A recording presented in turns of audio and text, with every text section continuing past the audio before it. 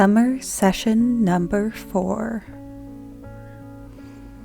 To begin with, we'll just tune into this present moment by taking a few calming breaths.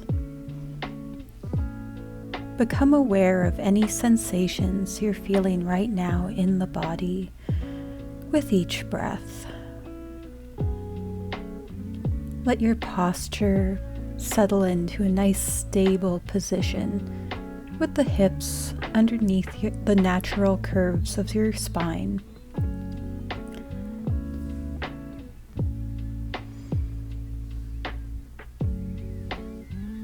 Become aware of the feeling of the paper under your hands or any tools you might be holding right now. And finally, we'll become aware of the layout of the page and our intentions for creating something on here today. I have this little axolotl design, axolotl, however you say that, design. And I kind of want to use some blues and greens that match up with the piece of paper I'm going to use later in my crafting part.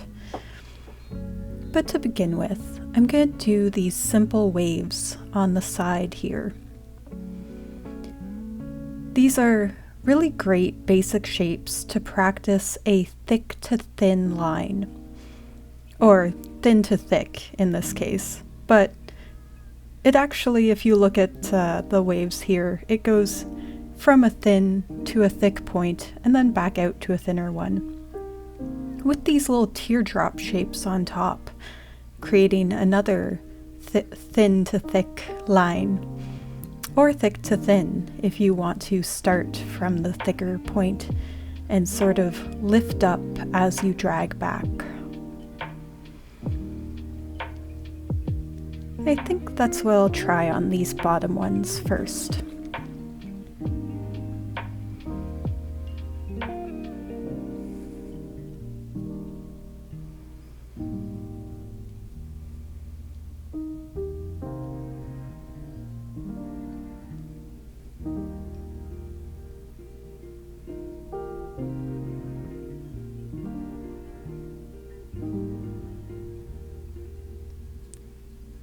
Now I'll try my thin to thick from this direction. I'm not sure how much I like that, so I'm going to go from the other way. Sometimes the way you're trying to drag a marker or a pen will affect how well you can make a thin to thick line. Because we have anatomy that we have to be aware of and work with instead of against. Plus, the friction on the page is something you have to work with. So, now that I have those nice waves, I'm going to go in and just lightly shade in some of the basic shapes so you can see what this axolotl is made up of. He's got this oval for a head, and then some little ovals for his eyes. And he's got these tubey little arms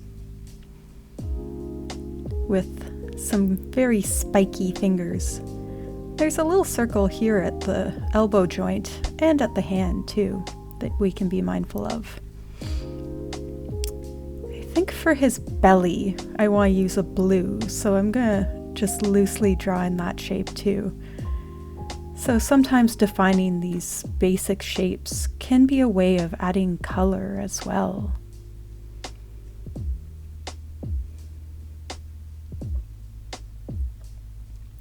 I'm not sure exactly where his other little foot is supposed to be here. So I think I'm going to just start doing his outline now.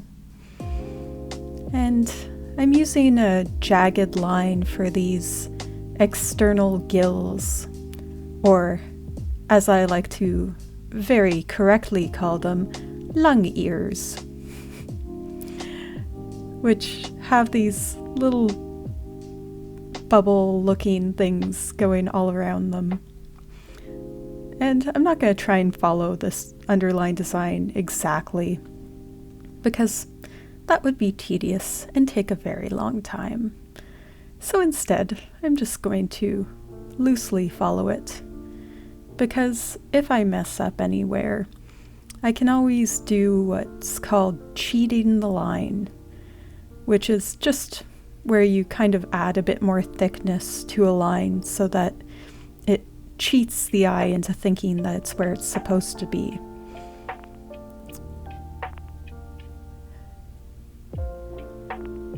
Since this is my journal, I'm very much okay with cheating as many lines as I need to make a final product that I enjoy looking at, since it's not like this is going out to anyone else. I think that little spiky thing there might be his other foot, so I think it's just kind of hidden in a weird way behind his body. I'll do more of these little jagged lines for the outline. As long as they're not completely straight, smooth lines, this will also cheat the eye into thinking I've drawn what I want to think I've drawn. There. I think I'll outline these eyes too.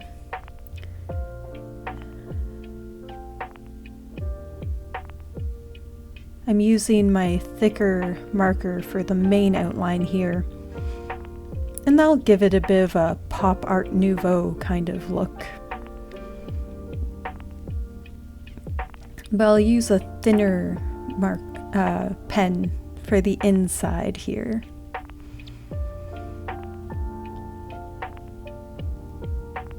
I'll just continue defining these main shapes now that we're on the inside.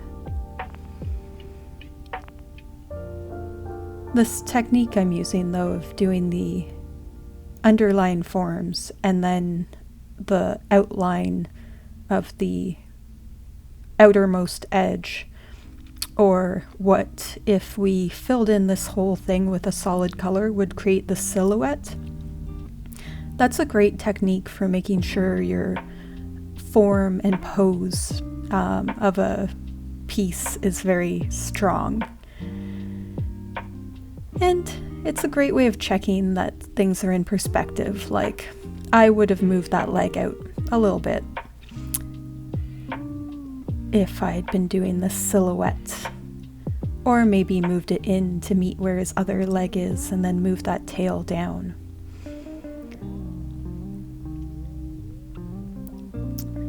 But that can be an axolotl for another journal. Today, we're accepting this guy as he is. And I want him to have a blue belly, I'm thinking. So I'm taking another one of my thinner pens, and coming in here just to do some of these little designs. I know I'm probably not going to get enough time to finish everything in the first 10 minutes, so what I'm going to try and keep in mind is sort of laying in where exactly I want these blues to be. I think this tail area down here is another spot that I want some blue. I don't have to fill in every single little detail, but putting in some, like on these back fins too, and in this little tail area down here, that can help me to come back to this later and know exactly where I wanted this blue to show up. And the rest will be green. But I think he needs blue eyes. Yeah. For sure. And I kind of want those lungs to be blue too, but first I'm going to just define where his little ear lungs are going to be. And since I am really running towards the end of my clock, I'm going to speed up this color definition that I'm doing right now by using a pencil just to shade in. And again, this will just allow me to come back and fill in details when I get the chance to, without having to worry right now about getting every single little detail. Because once this blue's defined, I can come back throughout the day, which is what I normally do as I'm taking little work breaks. Or, for the purposes of this video, I might just do it at the end very quickly.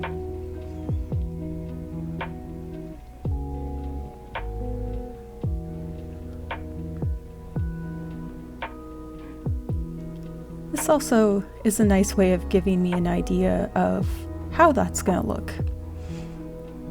So, my clock's run out. I'm just going to wrap that up, and I do like the way that looks.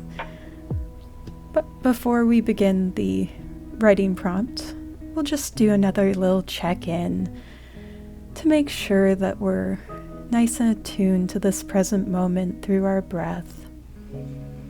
Making sure our posture hasn't caved in too much while we were drawing. Maybe straightening up the back, giving the shoulders a little stretch, tucking the chin maybe a little towards the back of the head, just to give a stretch along the back of your neck. Opening up again so that the breath has more room. And then becoming aware again of the page underneath us as part of this present moment with our breath and posture and this prompt that we're going to be doing. And maybe one final stretch before we dive into what are your favorite things to collect during summertime. So, what I often like to do with these is to take a look at that prompt and pull out some words that stand out a bit more. So, I think favorite things in summertime are two I want to bring forward.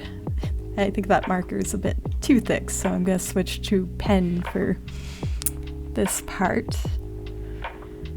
I'm also trying to keep things within the palette that I've started and some of the stuff I selected for my crafting, so I'll play with some blues and greens, but there's also some pinks and purples in some of the papers over here that I can match up to.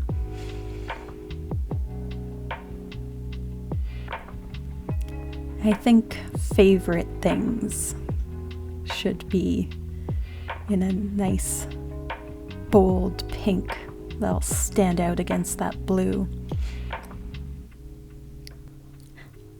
I seem to pair pink and green a lot, it seems. I guess it gives it a sort of floral flair that matches a lot of other stuff I like to use. But I'll continue my sort of background words in another blue.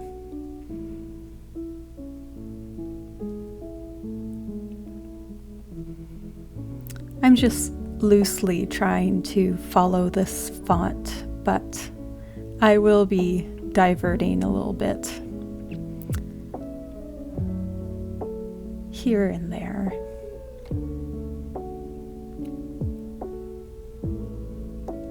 Get that question mark in blue too, just because I want to. And then I think I want purple for summertime, because I think of purple as a very summery color. No particular reason why.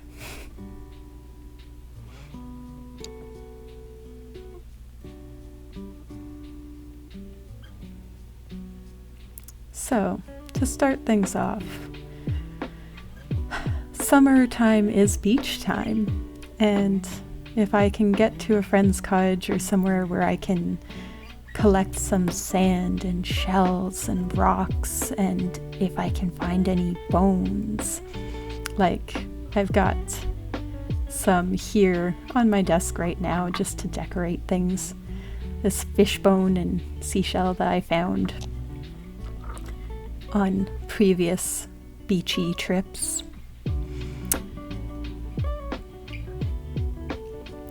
Those are always fun things to collect, but another thing I'm trying to be more mindful of is only collecting it where that's okay to collect it.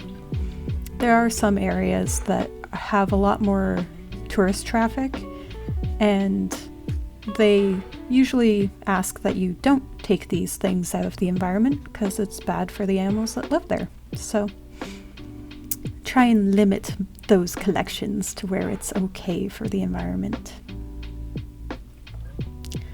The other thing I usually like to collect if I find them are bug finds, which sounds a little silly, but recently I found some butterfly wings, and I've found some nice specimens like bumblebees. Of course, only once they've passed on and have left their remains behind, but those can be fun things to seal up in some resin and keep as sort of natural pieces of art.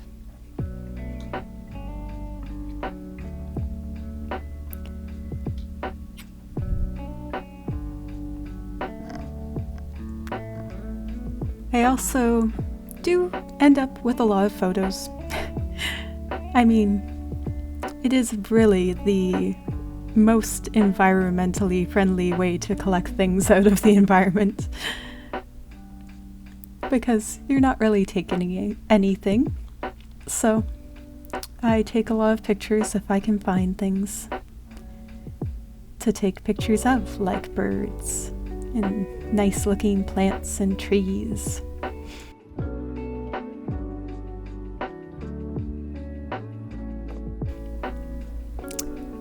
And speaking of plants,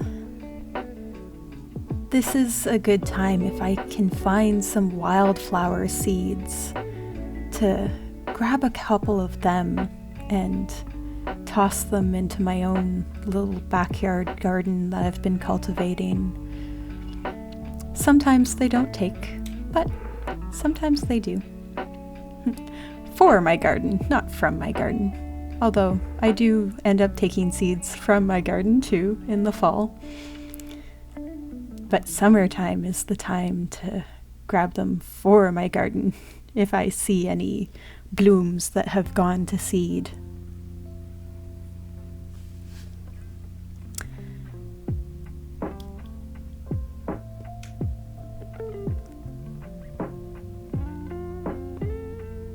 In terms of my own garden, though, I do have some lettuces and tomatoes and herbs growing outside, so now is a good time to collect some of those for very fresh, healthy salad bowls. I find these salads collected from the stuff I'm growing just out on our patio is the perfect sort of summer lunch or pre-dinner snack, because that freshness makes it so nice that you don't even really need much in the way of dressing. A little splash of balsamic and some olive oil, and it's pretty delicious even without that.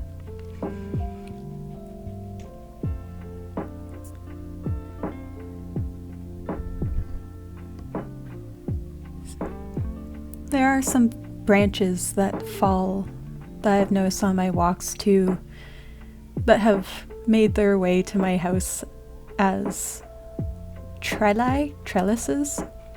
I'm just gonna say trelli for any climbers I have, like my morning glories or tomatoes. Or I could make them into little bonsai experiments, which I've started doing with some clippings that I find. But those can be a bit temperamental. They need at least a couple nodes, and they don't always root.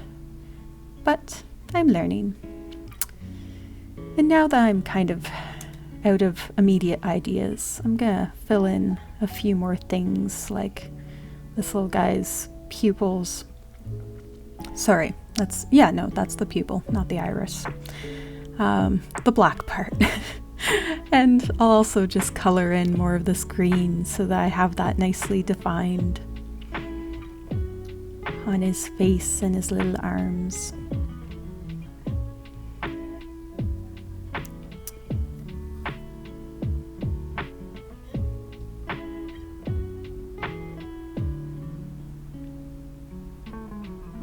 Although when coloring these things in, it's also helpful to keep in mind that there is a color already on the page, even though we don't think of white as much of a color. It is. So I think I do want this chin of his to be at least a light green. And I think inside these ear gills, I'm going to fill in a little green as well. Maybe try to keep a little white stripe in between. We'll see.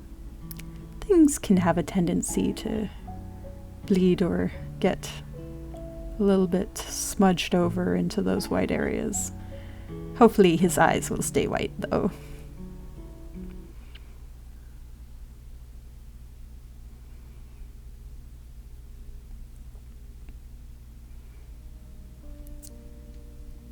And as I've been wandering over this, it has occurred to me too that there's another thing I like to collect during the summer. It's not tangible, it's not something I can put on my desk, but every year I do seem to come out of summer with some good campfire memories with friends or family, and those are lovely things to collect. So I'm happy with that. And before crafting, we'll just take another calm check-in to see where the breath is. Maybe straighten back out if we've crunched in again. Maybe even looking up at the ceiling to give our neck a little stretch. Bringing the shoulders back. Taking nice full breaths. You don't have to control them. You can just give them the time and space they need to become full.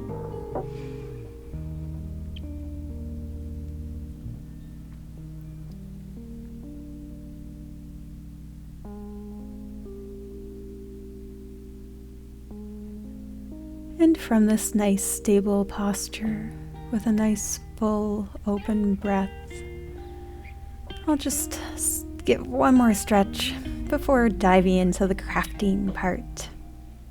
So, I have this piece here, and I kind of wanted to use it to create a bit of a pocket. So, all I really need to do for that is tape it on 3 sides and leave this side open. And that should hold him in there, I think, pretty good. The other paper I have here should be held in pretty well, I think.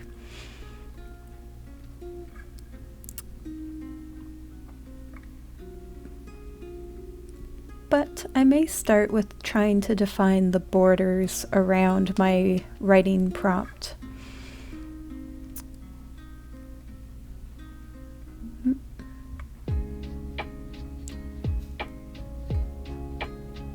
You know what? I'm gonna make my life a little bit easier and save that slightly thicker tape for the bottom part and use the thinner one up here.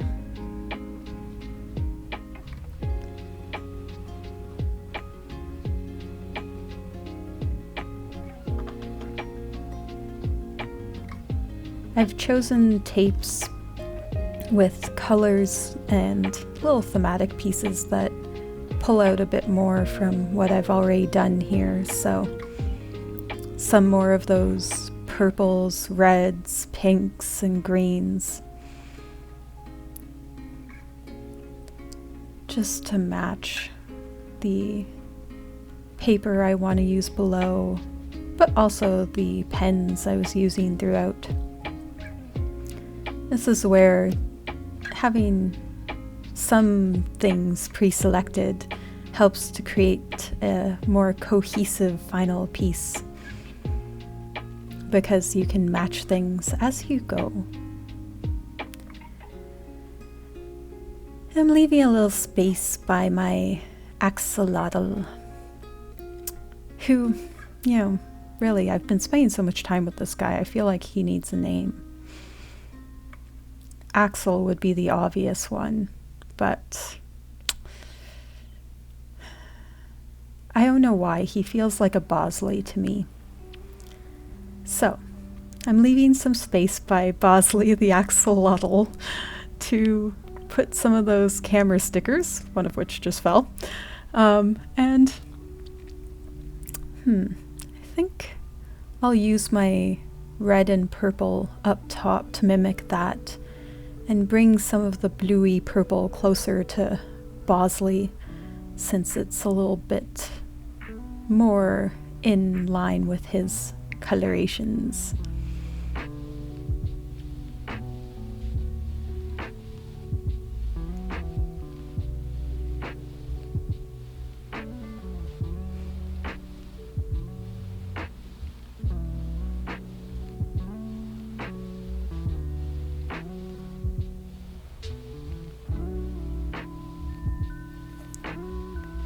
And that matches up with both these tapes very nicely, but creates a little bit of a kitty corner effect with the purples matching top and right, and the reds matching bottom and left. An effect that I quite like.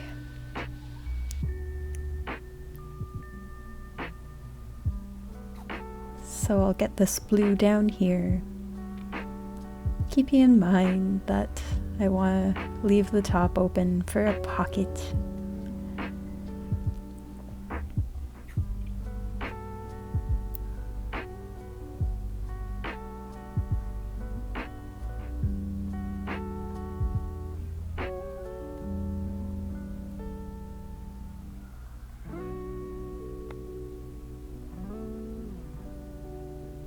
And now that just slips in nicely right there. I feel like it should have something in that nice white space. A little surprise to reward you for your curiosity if you pull them out. And that nice flower, I think, will do the trick. There we go. So I'm going to take a look back at this overall sort of composition to see if I should maybe move some stuff around, or no, I think I'll stick with my original idea and put both cameras down here by yeah, no, that doesn't work there. No, we'll put them both down here, right by Bosley. And with this éclat, what do you call it? Explosion looking gold thing. Firework, that's the word. Looking thing by the camera, I think. And that butterfly, I want to be in the middle of the butterflies on this paper to mimic that and pull that theme out more.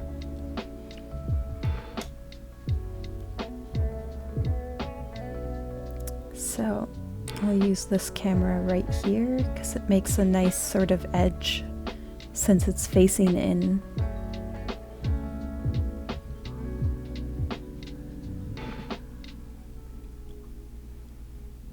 And this guy can just go right beside it.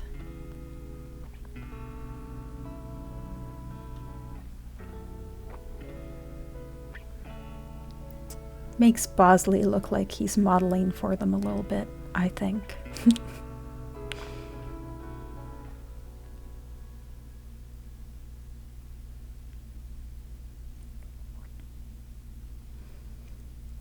And now this sparkler can go here as if it's pressing the camera button, or kind of, to me it suggests a little bit of action there. So I'm pretty happy with that overall crafting. I might go back in and fill in a few more details on Bosley's design. Usually my crafting might take a little longer if I am trying to get things more straight, or if I have some wayward tapes to pin down. But this was a nice straightforward sort of design today, and making a pocket doesn't involve too much. So I'll just wander back to this drawing and fill in what I can.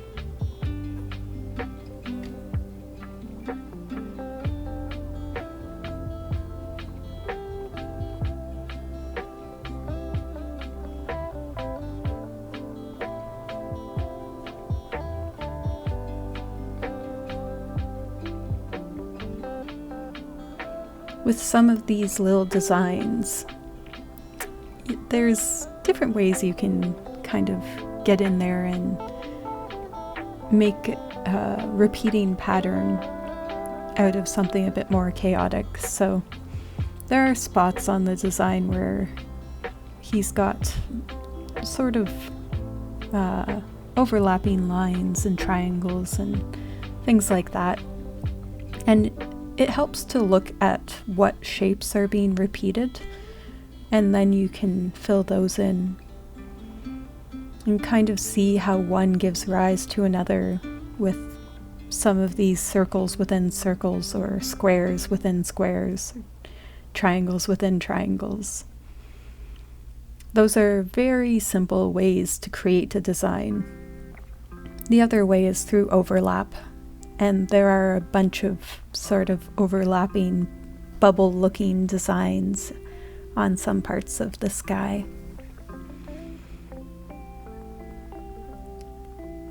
And the nice thing about looking at that overall pattern instead of every little detail is that if, and in my case, when you mess up and a line doesn't go exactly where you want, it's okay.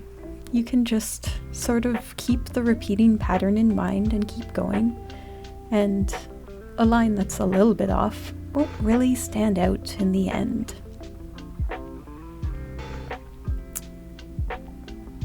So I'm reaching the end now of my 10-minute timer for this crafting part.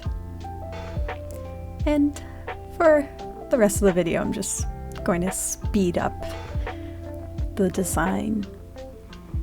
I'll pop up the actual design finished picture as well, so you can get a look at what I'm doing here.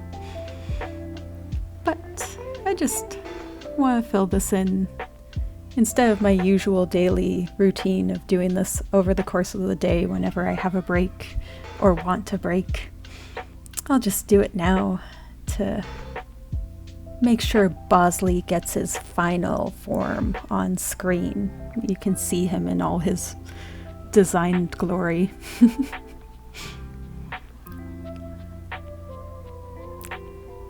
And I want to see how those blues and greens end up against each other.